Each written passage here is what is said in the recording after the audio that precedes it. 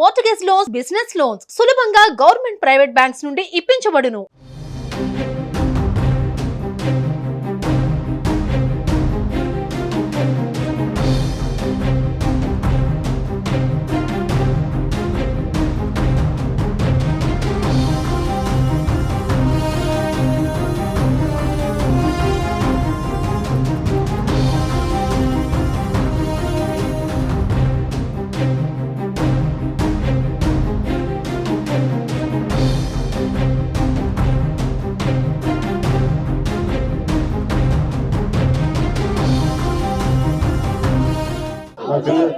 సంఘటన జరిగినప్పటి నుంచి ఇప్పుడు దాకా ఇది కావాలని నిర్లక్ష్యంతో జరిగింది. అది నాకు అవసరం.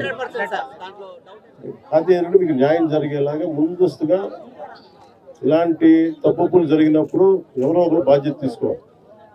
దీని మీద ఒక హై లెవెల్ కమిటీ వేసి ఎవరు బాధ్యత వహించారు, ఎందుకు నిర్లక్ష్యం వహించారు. ఇందాక చెంగలనాయుడు గారు కూడా చెప్తా ఉన్నారు.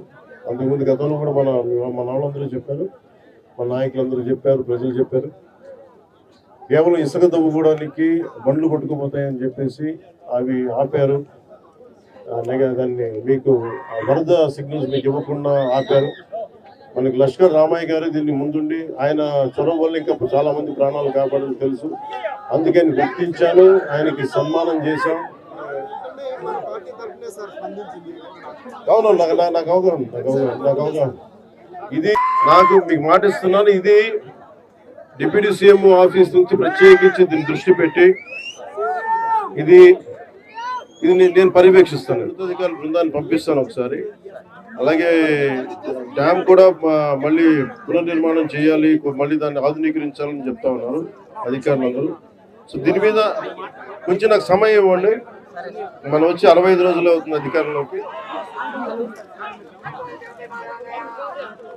సుమన్ టీవీలో మీ పర్సనల్ అండ్ బిజినెస్ ప్రమోషన్స్ కోసం కింది నెంబర్కి కాంటాక్ట్ చేయండి.